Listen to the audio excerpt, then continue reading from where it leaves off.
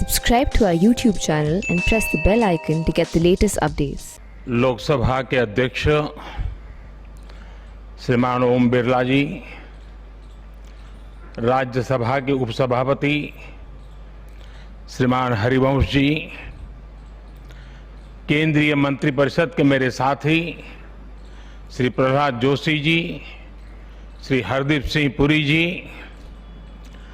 अन्य राजनीतिक दलों के प्रतिनिधिगण, वर्चुअल माध्यम से जुड़े अनेक देशों के पार्लियामेंट के स्पीकर्स, यहां उपस्थित अनेक देशों के एम्बेसडर्स, इंटर पार्लियामेंट्री यूनियन के मेंबर्स, अन्य महानुभाव और मेरे प्यारे देशवासियों, आज का दिन बहुत ही ऐतिहासिक है। आज का दिन भारत के लोकतांत्रिक इतिहास में मील के पत्थर की तरह है। भारतीयों द्वारा भारतीयता के विचार से ओतप्रोत भारत के संसद भवन के निर्माण का शुभारंभ हमारी लोकतांत्रिक परंपराओं के सबसे अहम पड़ाव में से एक है। हम भारत के लोग मिलकर अपनी संसद के इस नए भवन को बनाएंगे और साथियों, इससे सुंदर क्या होगा, इससे पवित्र क्या होगा जब भारत अपनी आजादी के 75 वर्ष का पर्व मनाए तो उस पर्व की साक्षात प्रेरणा हमारी संसद की नई इमारत बने। आज 130 करोड़ से ज्यादा भारतीयों के लिए बड़े सौभाग्य का दिन है, गर्व का दिन है, जब हम इस ऐतिहासिक पल के साक्षी बन रहे हैं। साथियों, नए संसद भवन का निर्माण नूतन और पुरातन के सह अस्तित्व का उदाहरण है। ये समय और जरूरतों के अनुरूप खुद में परिवर्तन लाने का प्रयास है।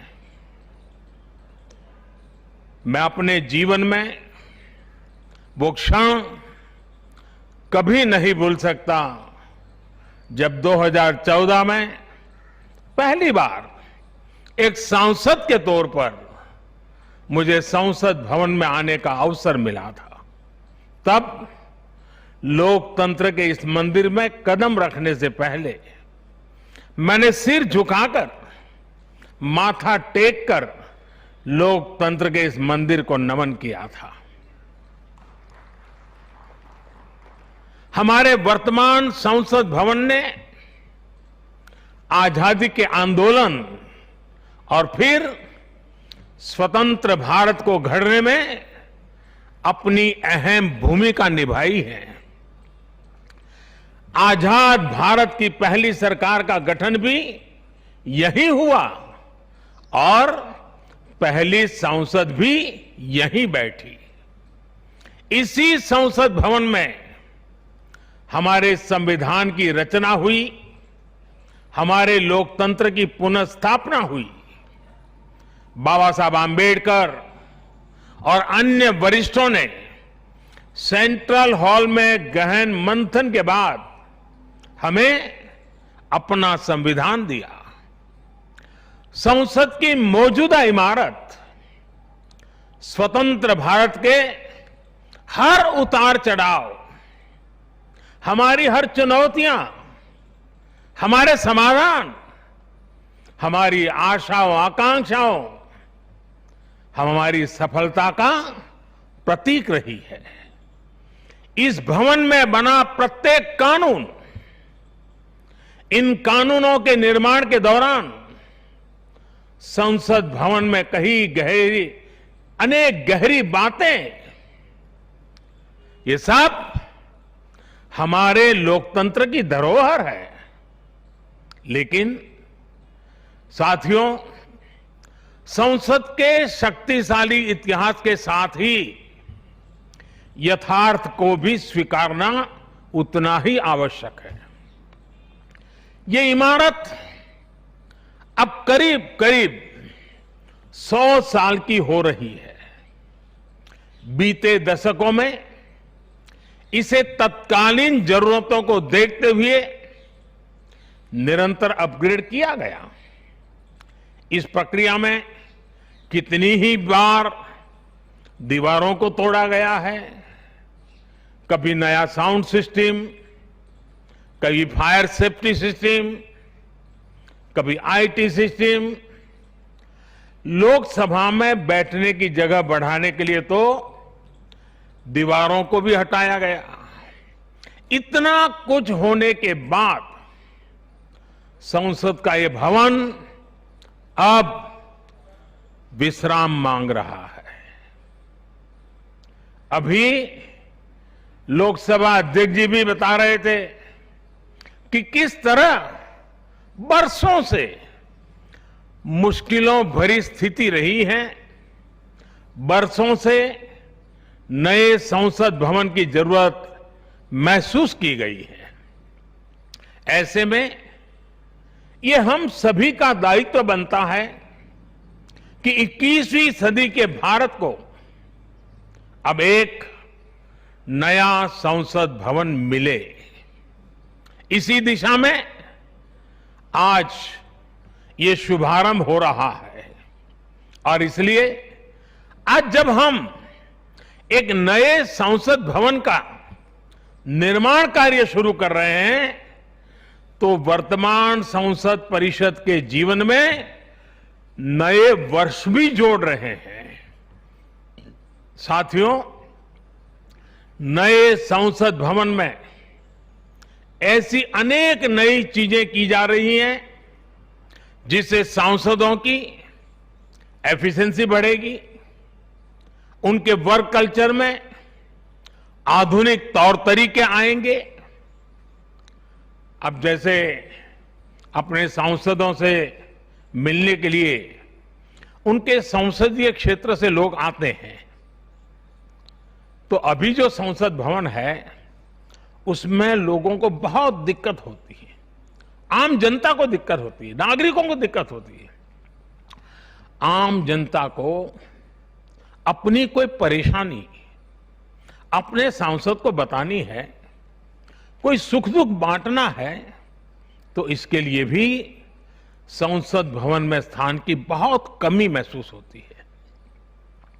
भविष्य में प्रत्येक सांसद के पास ये सुविधा होगी कि वो अपने क्षेत्र के लोगों से यही निकट में ही, इसी ये विशाल परिसर के बीच में ही उनको एक व्यवस्था मिलेगी ताकि वो अपने संसदीय क्षेत्र से आए लोगों को उनके सुख दुख बांट सके। साथियों, पुराने संसद भवन ने स्वतंत्रता के बाद के भारत को दिशा दी, तो नया भवन आत्मनिर्भर भारत के निर्माण का गवाह बनेगा। पुराने संसद भवन में देश की आवश्यकताओं की पूर्ति के लिए काम हुआ, तो नए भवन में 21वीं सदी के भारत की आकांक्षाएं पूरी की जाएगी। जैसे आज इंडिया गेट से आगे नेशनल वॉर मेमोरियल ने राष्ट्रीय पहचान बनाई है, वैसे ही संसद का नया भवन अपनी पहचान स्थापित करेगा। देश के लोग, आने वाली पीढ़ियां नए भवन को देखकर गर्व करेगी कि ये स्वतंत्र भारत में बना है। आजादी के 75 वर्ष का स्मरण करते हुए इसका निर्माण हुआ है। साथियों, संसद भवन की शक्ति का स्रोत, उसकी ऊर्जा का स्रोत हमारा लोकतंत्र है। आजादी के समय किस तरह से एक लोकतांत्रिक राष्ट्र के रूप में भारत के अस्तित्व पर संदेह और शंकाएं जताई गई थी, ये इतिहास का हिस्सा है। अशिक्षा, गरीबी, सामाजिक विविधता और अनुभवहीनता जैसे अनेक तर्कों के साथ ये भविष्यवाणी भी कर दी गई थी कि भारत में लोकतंत्र असफल हो जाएगा। आज हम गर्व से कह सकते हैं कि हमारे देश ने उन आशंकाओं को न सिर्फ गलत सिद्ध किया है, बल्कि 21वीं सदी की दुनिया भारत को अहम लोकतांत्रिक ताकत के रूप में आगे बढ़ते हुए देख भी रही है। साथियों, लोकतंत्र भारत में क्यों सफल हुआ, क्यों सफल है और क्यों कभी लोकतंत्र पर आंच नहीं आ सकती, ये बात हमारी हर पीढ़ी को जानना समझना बहुत आवश्यक है। हम देखते सुनते हैं दुनिया में 13वीं शताब्दी में रचित मैग्ना कार्टा की बहुत चर्चा होती है। कुछ विद्वान इसे लोकतंत्र की बुनियाद भी बताते हैं, लेकिन ये भी बात उतनी ही सही है कि मैग्ना कार्टा से भी पहले 12वीं शताब्दी में 12th सेंचुरी में ही भारत में भगवान बसवेश्वर का अनुभव मंटपम अस्तित्व में आ चुका था। अनुभव मंटपम के रूप में उन्होंने लोक संसद का न सिर्फ निर्माण किया था, बल्कि उसका संचालन भी सुनिश्चित किया था।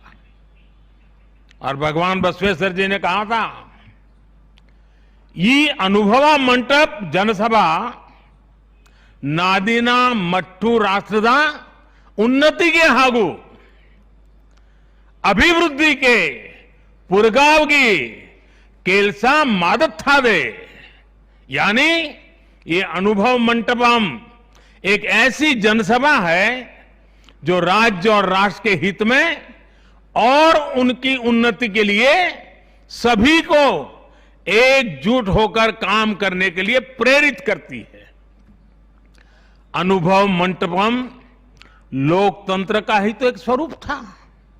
साथियों, इस कालखंड के और पहले जाएं तो तमिलनाडु में चेन्नई से 80-85 किलोमीटर दूर उत्तरा मेरूर नाम के गांव में एक बहुत ही ऐतिहासिक साक्ष्य दिखाई देता है। इस गांव में चोल साम्राज्य के दौरान 10वीं शताब्दी में पत्थरों पर तमिल में लिखी गई पंचायत व्यवस्था का वर्णन है, 10th सेंचुरी। और इसमें बताया गया है कि कैसे हर गांव को कुटुंब में कैटेगराइज किया जाता था, जिनको अगर आज की भाषा में कहना है तो हम आज उसको एक वार्ड कह सकते हैं। उन कुटुंबों से एक एक प्रतिनिधि महासभा में भेजा जाता था। और जैसा आज भी होता है, इस गांव में 1000 वर्ष पूर्व जो महासभा लगती थी वो आज भी वहां मौजूद है। और साथियों, 1000 वर्ष पूर्व बनी इस लोकतांत्रिक व्यवस्था में एक और बात बहुत महत्वपूर्ण थी। उस पत्थर पे लिखा हुआ है, उस शिलालेख में वर्णन है इसका, और उसमें कहा गया है कि जनप्रतिनिधि को चुनाव लड़ने के लिए अयोग्य घोषित करने का भी प्रावधान था उस जमाने में। और नियम क्या था? नियम यह था कि जो जनप्रतिनिधि अपनी संपत्ति का ब्यौरा नहीं देगा, वो और उसके करीबी रिश्तेदार चुनाव नहीं लड़ पाएंगे। कितने सालों पहले सोचिए, कितनी बारीकी से उस समय पर हर पहलू को सोचा गया, समझा गया, अपनी लोकतांत्रिक परंपराओं का हिस्सा बनाया गया। साथियों, लोकतंत्र का हमारे इतिहास देश के हर कोने में नजर आता है, कोने कोने में नजर आता है। कुछ शब्दों से तो हम बराबर परिचित हैं। सभा, समिति, गणपति, गणाधिपति, ये शब्दावली हमारे मन मस्तिष्क में सदियों से प्रवाहित है। सदियों पहले शाक्य, मल्ल और वेजी जैसे गणतंत्र हो, लिच्छवी, मल्लक, मड़क और कंबोज जैसे गणराज्य हो, या फिर मौर्य काल में कलिंग, सभी ने लोकतंत्र को ही शासन का आधार बनाया था। हजारों साल पहले रचित हमारे वेदों में से ऋग्वेद में लोकतंत्र के विचार को समज्ञान यानी समूह चेतना, कलेक्टिव कॉन्शियसनेस के रूप में देखा गया है। साथियों, आमतौर पर अन्य जगहों पर जब डेमोक्रेसी की चर्चा होती है तो ज्यादातर चुनाव की प्रक्रिया, इलेक्टेड मेंबर्स, उनके गठन की रचना, शासन प्रशासन, लोकतंत्र की परिभाषा इन्हीं चीजों के आसपास रहती है। इस प्रकार की व्यवस्था पर अधिक बल देने को ही ज्यादातर स्थानों पर उसी को डेमोक्रेसी कहते हैं। लेकिन भारत में लोकतंत्र एक संस्कार है। भारत के लिए लोकतंत्र जीवन मूल्य है, जीवन पद्धति है, राष्ट्र जीवन की आत्मा है। भारत का लोकतंत्र सदियों के अनुभव से विकसित हुई व्यवस्था है। भारत के लिए लोकतंत्र में जीवन मंत्र भी है, जीवन तत्व भी है और साथ ही व्यवस्था का तंत्र भी है, तत्व भी है, तंत्र भी है। समय समय पर इसमें व्यवस्थाएं बदलती रही, प्रक्रियाएं बदलती रही, लेकिन आत्मा लोकतंत्र ही रही। और विडंबना देखिए, आज भारत का लोकतंत्र हमें पश्चिमी देशों से न समझाया जाता है। जब हम विश्वास के साथ अपने लोकतांत्रिक इतिहास का गौरवगान करेंगे तो वो दिन दूर नहीं जब दुनिया भी कहेगी India is mother of democracy, India is mother of democracy, India is mother of democracy. साथियों, भारत के लोकतंत्र में समाहित शक्ति ही देश के विकास को नई ऊर्जा दे रही है, देशवासियों को नया विश्वास दे रही है। दुनिया के अनेक देशों में जहां लोकतांत्रिक प्रक्रियाओं को लेकर अलग स्थिति बन रही है, वहीं भारत में लोकतंत्र नित्य नूतन हो रहा है। हाल के वर्षों में हमने देखा है कि कई लोकतांत्रिक देशों में अब वोटर टर्नआउट लगातार घट रहा है। इसके विपरीत भारत में हम हर चुनाव के साथ वोटर टर्नआउट को बढ़ाते हुए देख रहे हैं, बढ़ता हुआ देख रहे हैं। इसमें भी महिलाओं और युवाओं की भागीदारी निरंतर बढ़ती जा रही है। साथियों, इस विश्वास की, इस आस्था की वजह है भारत में लोकतंत्र हमेशा से ही गवर्नेंस के साथ ही मतभेदों और विरोधाभासों को सुलझाने का महत्वपूर्ण माध्यम भी रहा है। अलग अलग विचार, अलग अलग दृष्टिकोण, ये सब बातें एक वाइब्रेंट डेमोक्रेसी को सशक्त करते हैं। डिफरेंसेस के लिए हमेशा जगह हो, लेकिन डिस्कनेक्ट कभी ना हो, इसी लक्ष्य को लेकर हमारा लोकतंत्र आगे बढ़ा है। गुरु नानक देव जी ने, और बड़ी सटीक बात कही है, गुरु नानक देव जी ने भी कहा है, जब लग दुनिया रही है नानक, जब लग दुनिया रही है नानक, किछु सुनिए किछु कहिए। यानी जब तक संसार रहे तब तक संवाद चलते रहना चाहिए।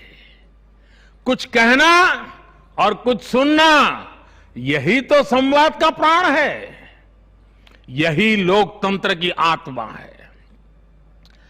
पॉलिसीज में अंतर हो सकता है, पॉलिटिक्स में भिन्नता हो सकती है, लेकिन हम पब्लिक की सेवा के लिए हैं।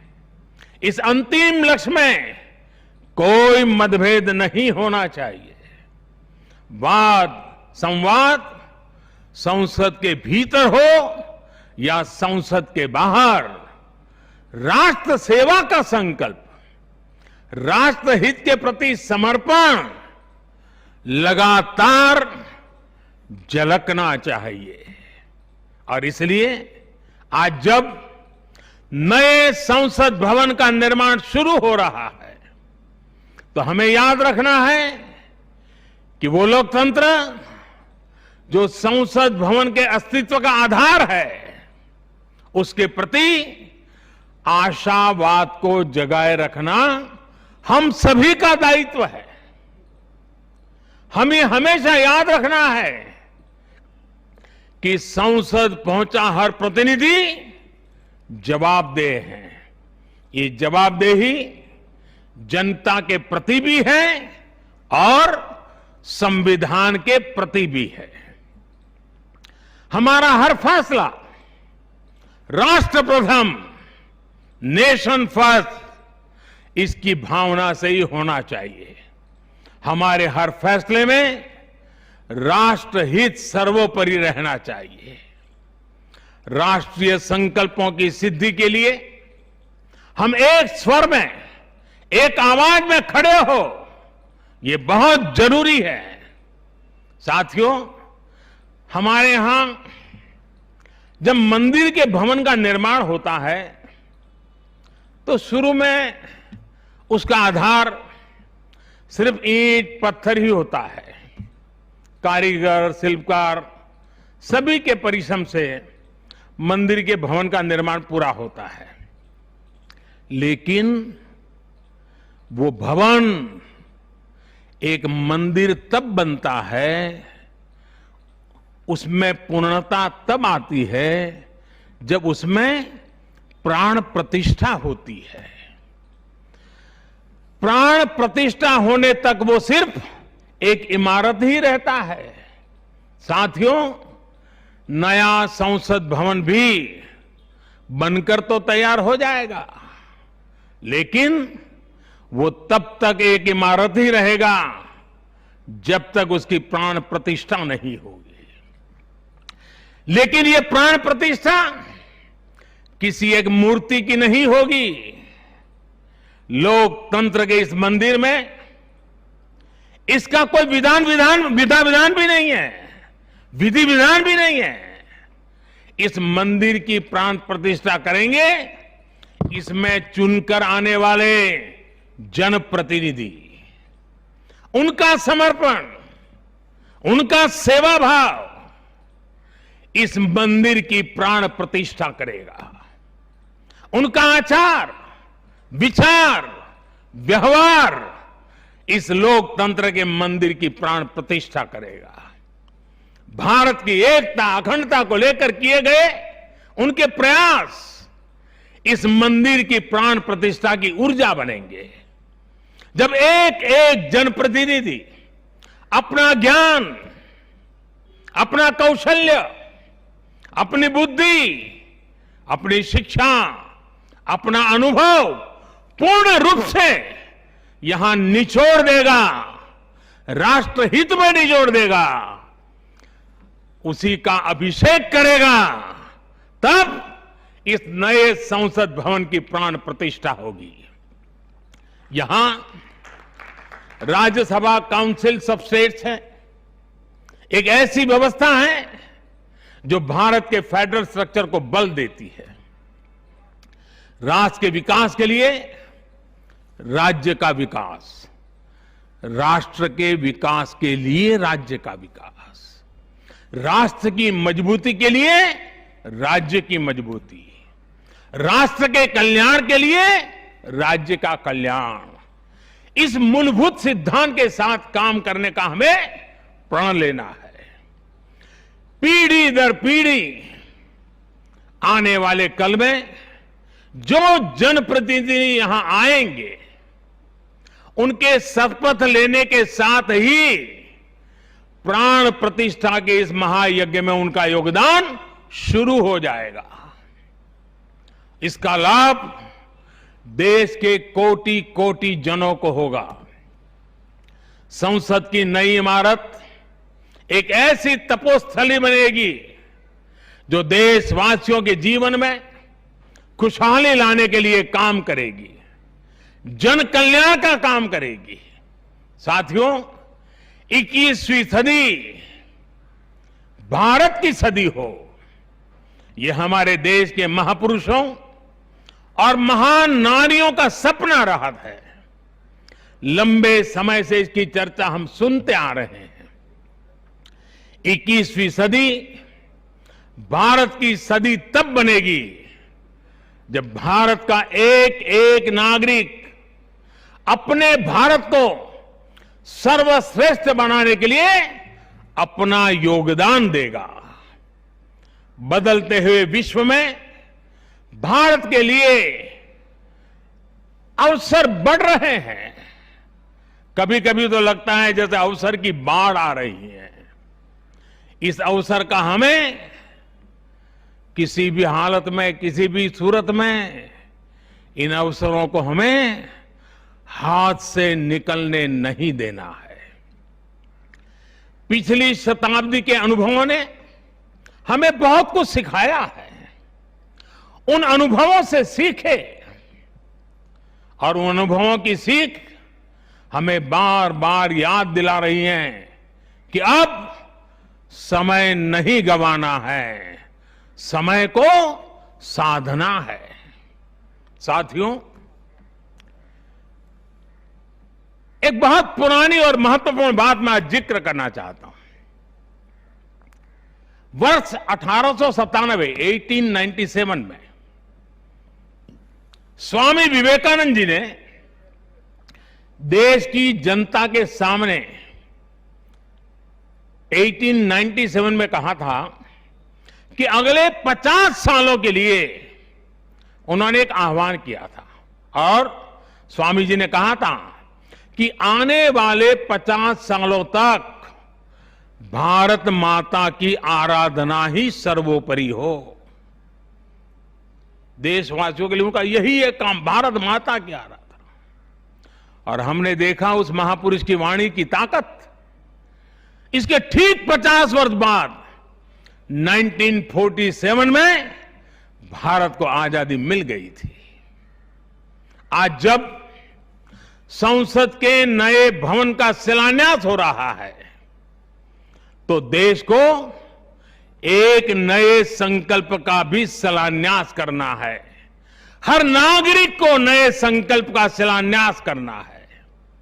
स्वामी विवेकानंद जी ने उनके उस आह्वान को याद करते हुए हम सबको ये संकल्प लेना है। ये संकल्प हो इंडिया फर्स्ट का, भारत सर्वोपरि। हम सिर्फ और सिर्फ भारत की उन्नति, भारत के विकास को ही अपनी आराधना बना ले।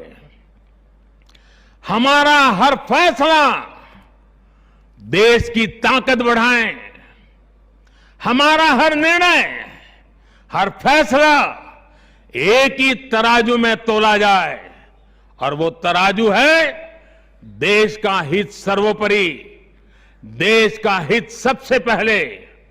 हमारा हर निर्णय वर्तमान और भावी पीढ़ी के हित में हो।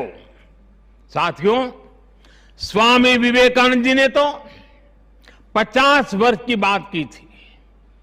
हमारे सामने 25-26 साल बाद आने वाली भारत की आजादी की 100वीं वर्षगांठ है, जब देश वर्ष 2047 में 2047 में अपनी स्वतंत्रता के 100वें वर्ष में प्रवेश करेगा। तब हमारा देश कैसा हो, हमें देश को कहां तक ले जाना है, इस 25-26 वर्ष कैसे हमें खप जाना है, इसके लिए हमें आज संकल्प लेकर काम शुरू करना है। जब हम आज संकल्प लेकर देश हित को सर्वोपरि रखते हुए काम करेंगे तो देश का वर्तमान ही नहीं बल्कि देश का भविष्य भी बेहतर बनाएंगे। आत्मनिर्भर भारत का निर्माण, समृद्ध भारत का निर्माण अब रुकने वाला नहीं है, कोई रोक भी नहीं सकता। साथियों, हम भारत के लोग ये प्रण करें, हमारे लिए देश हित से बड़ा और कोई हित कभी नहीं होगा। हम भारत के लोग ये प्रण करें, हमारे लिए देश की चिंता अपनी खुद की चिंता से बढ़कर होगी। हम भारत के लोग ये प्रण करें, हमारे लिए देश की एकता अखंडता से बढ़कर कुछ नहीं होगा। हम भारत के लोग ये प्रण करें, हमारे लिए देश के संविधान की मान मर्यादा और उसकी अपेक्षाओं की पूर्ति जीवन का सबसे बड़ा ध्येय होगी। हमें गुरुदेव रविन्द्रनाथ टैगोर की ये भावना हमेशा याद रखनी है। और गुरुदेव रविन्द्रनाथ टैगोर की भावना क्या थी? गुरुदेव कहते थे, एकोता उत्साहो धरो, एकोता उत्साहो धरो, জাতীয় উন্নতি করো, দুসুক ভুবনে সবে ভারতের জয়। यानी एकता का उत्साह थामे रहना है, हर नागरिक उन्नति करे, पूरे विश्व में भारत की जय जयकार हो।